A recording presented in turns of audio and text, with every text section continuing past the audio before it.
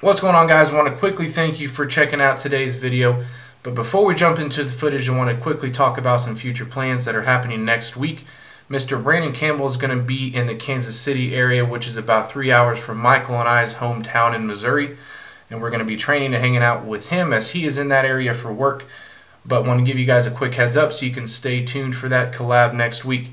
But today's footage is going to go over a back training routine of mine as I quickly talk about how to use different movements and different planes of movements to build a wider, thicker, and yet more symmetrical back.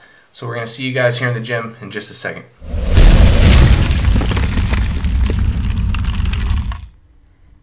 What's going on, everybody? Ryan here, back in the gym. What you guys are going to be seeing today is a back and bicep workout.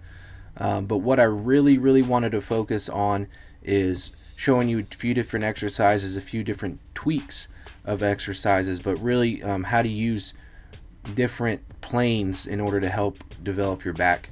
But what you guys are seeing now is I started with some deadlifts, which aren't as impressive as they usually are due to the fact I've been focusing on hypertrophy training a lot more here recently.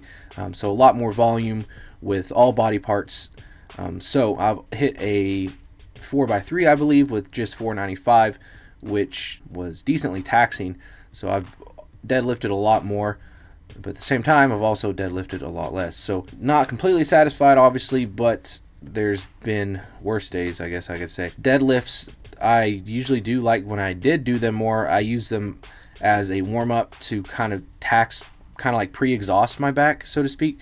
So really just forcing as much blood flow as possible. Even being a sumo deadlift, it's still helping force blood flow into all parts of the back, lower back, mid back, and your lats. So this is going to help promote more blood flow, pre-exhaust the back in order to help get more out of the rest of my back training. So right after deadlifts, I jumped into not only a lat pull down, but a reverse grip lat pull down.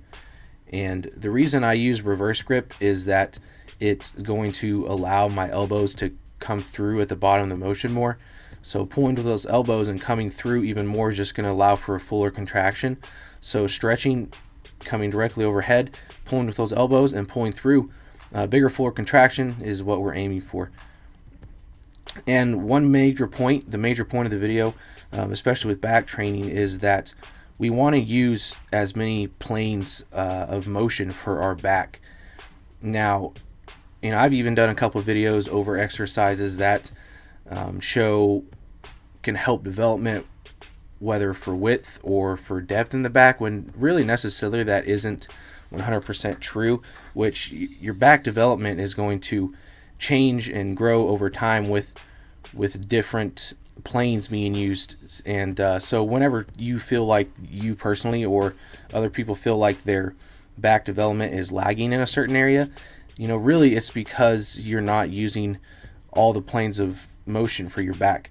Now, it obviously is going to start with your hands directly over your head, your elbows kind of right beside your ears, and that's going to go all the way down as you drop your hands to beside your waist. So using all planes of motion for your back is really going to help develop not only a bigger, wider, thicker, fuller back, but a symmetrical back at the same time. So as you see some of these lifts, like the reverse grip pull down and then the low cable row, and I actually used that same attachment on the row as I did here, and I just did seated pull downs.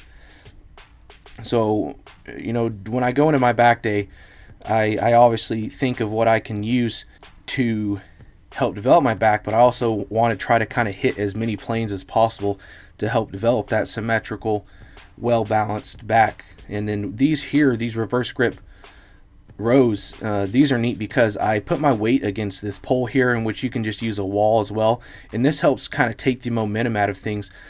So this, I really encourage you guys to try this.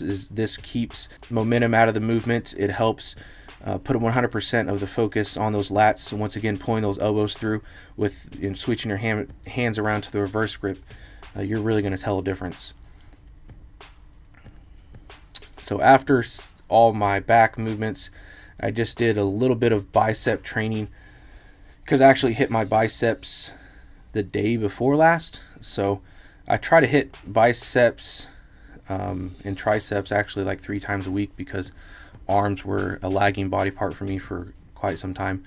But and then everybody always wants to train arms, so 2 to 3 times a week is what I focus on my bicep and tricep training. And I've always talked about before is that it's always about supination, and even on the straight bar movement like you guys are about to see, even though this you can't literally supinate, you can't turn your palms in and bring those pinkies towards your shoulders, thinking about supination and still trying to supinate even with a straight bar, you're going to feel a difference. That's one thing I actually started doing here in the last few days, is that when I do even just a straight bar curl, whether it be with a machine or with a barbell, that still trying to supinate is going to allow the full contraction of the bicep, and to get the most out of the lift. But that's going to wrap things up for today's video, guys. As always, I do appreciate you watching, and like I said, be sure to stay tuned next week as a couple new and exciting things are going to be happening. But down below, make sure to like the video if you guys found it helpful. If you want to drop a comment or question down below, be sure to do that, and in the description will be Facebook, Instagram, and Twitter if you guys would like to follow and keep track of things and see where things are heading. So again, guys, I appreciate it, and we'll see you here in the next video.